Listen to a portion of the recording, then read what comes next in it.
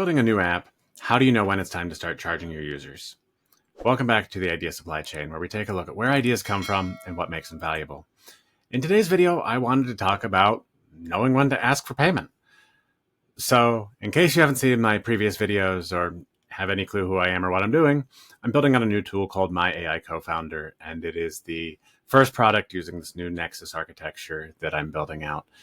And honestly, I want most of the functionality to be free, especially the pieces around tracking thoughts and then taking actions based on those thoughts, creating action plans, that sort of thing. But as I'm evolving the app, it's becoming clear that I need to start having users pay because some of the functionality is just going to be more expensive. For example, there's a chat feature, which is very much like ChatGPT, except for it uses the thoughts that you've already recorded as additional context within your chat. And I've done a little bit of tuning for those conversations to make them really, really effective. But it uses GPT-4. Obviously, giving that away would get expensive really quick. And that's not something I can afford to do. So that's going to be something that's moving into a premium tier. Right now, I'm sitting at about 10 users, and they're all kind of on the free tier. But I really want to take this to the next level. And so before I actually enable payments, I'm adding in a couple more features. The first one is I'm adding in some calendar integrations, specifically with Google Calendar. This is entirely something that I wanted because I realized that I had multiple Google accounts with different calendars and they weren't all combined. And I didn't have an easy way to do that. So I said, hell with it. I'll just throw it in the app I'm building. So that was about a day of work. Not too bad. And honestly, it's kind of a nice feature. And I think it's actually going to be helpful to be able to add additional context as to like when you're recording thoughts, what things were on your calendar at that time. That could be really interesting context to include later on down the line.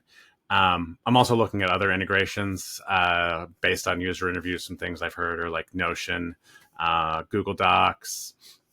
I also want to do Firefly's AI, which I use to record meetings and get notes and things like that. They have a really nice API.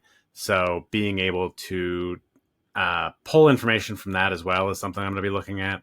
So that's a pretty good thing. So, and then I actually have started the process of developing a podcast app called Nexus Podcasts that I want to include as kind of a bonus. And so that's going to be something else that'll be offered to the premium users. So I'm setting the price at $30 a month. It's it's priced just a bit over ChatGPT because it's like ChatGPT with extra stuff. So ChatGPT plus 50%, $30 a month. That seems pretty reasonable. And I think that's a really good price to start with. So, a lot of times it can be difficult to charge. And this is something I realized that I was kind of avoiding because it's really easy to build the free app and get people to use it. And then you're excited, but you don't really know how people feel about it until you do add in that payment tier. And I think it's just a good way as people start using the app and find it more and more useful. They're going to want to add on functionality. They're going to want to, tie in their different tools and things like that.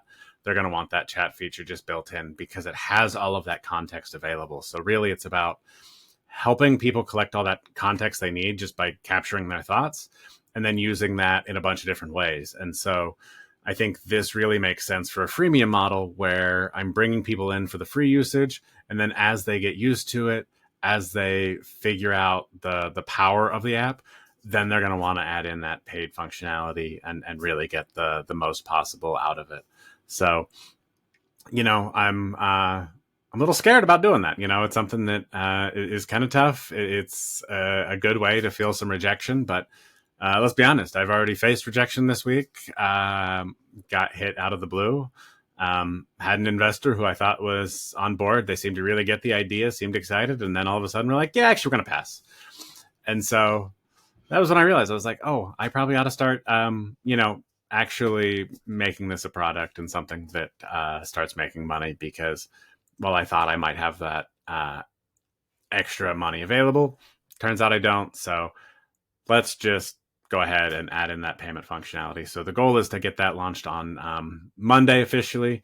Probably try to soft launch it over the weekend just to get it out there and test it and start building up a little interest, and then really push hard on Monday with some more marketing efforts and things like that to really see how far it can go. But yeah, I think I think it's hit a good point. I feel like it's becoming a pretty full-featured app at this point, and so that's a good time to start charging.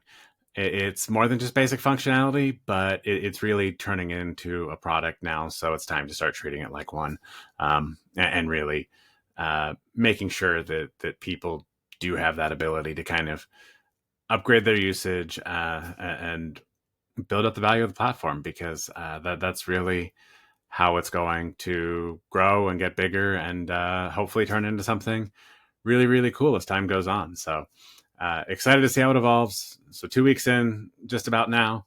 That seems like a pretty good beta period with just the free usage. Everybody I've talked to, all the users seem excited about the idea. They definitely get it. So this is a good time. I feel that it's validated enough that it's a good time to start charging. So let's go ahead and do that. And we'll see how it goes. I'll be posting some updates as time goes on. And yeah, you never know until you try. So let's see how it does. Thanks for watching, and I'll see you in the next video.